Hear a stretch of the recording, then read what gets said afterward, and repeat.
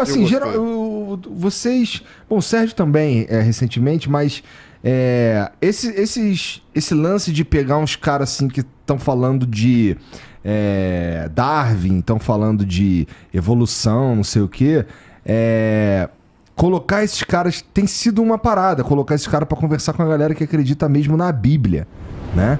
Como o Iago, como o Rodrigo Silva e tal. E, cara...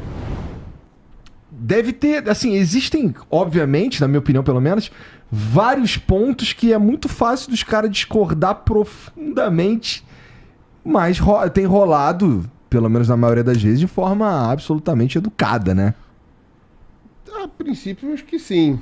No caso com o Iago, aquela conversa com ele, não foi sobre isso. Né? Esse que é o grande ponto. Né? Como estava no hype dos criacionistas e tal, não sei o quê, o pessoal confundiu com isso. Não é criacionista, cara, é design inteligente. Agora, quando os caras me perguntam o que é design inteligente, cara, é um jeito científico de falar criacionista. Mas com todo respeito. Eu posso contar essa história depois, que essa história tá documentada, né? Essa história não é achismo, né? Mas seja como for, com o Iago, o Vilela colocou religião versus ciência. Uhum. Aí, religião versus ciência é um tipo de papo. Porque aí, o antagonismo entre os dois tem a ver com o método.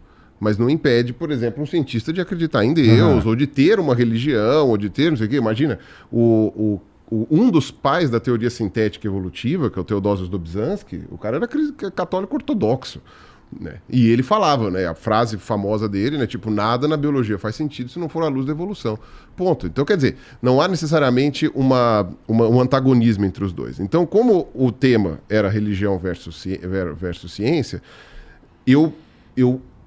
o assunto era para focar nesse tipo de discussão. Então, óbvio que a gente falou de criacionismo. Mas logo no começo, o Iago já chegou e falou assim, não, eu não vou entrar nessa discussão porque não é a minha expertise, eu vou acreditar em quem falar do jeito. Então, o Iago, logo no começo, ele já tirou o pé do acelerador porque ele sabia que por esse caminho não ia.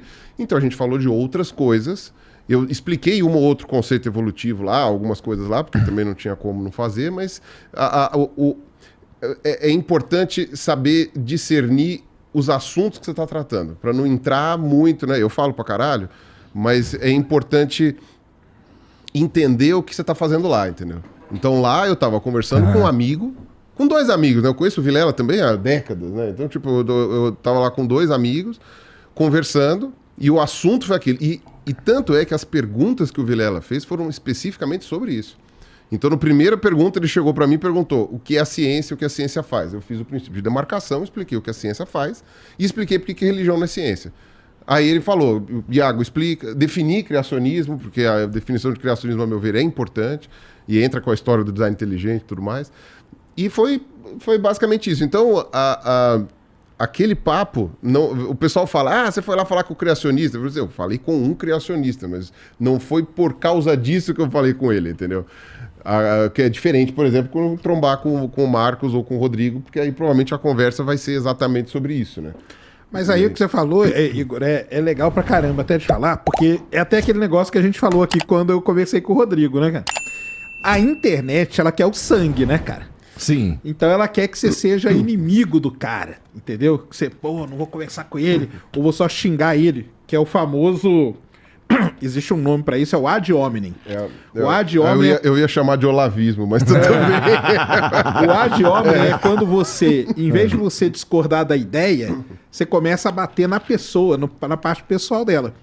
E esses caras aí, por mais que a gente discorde deles, né, do Rodrigo, até do Iago em algumas coisas, do Marcos em outra, cara, o papo ali, ele fica no campo das ideias, entendeu? Mas isso eu acho que o público, às vezes, não quer isso. Ele quer ver um voando no pescoço do outro, cara. Isso pode acontecer em determinadas situações.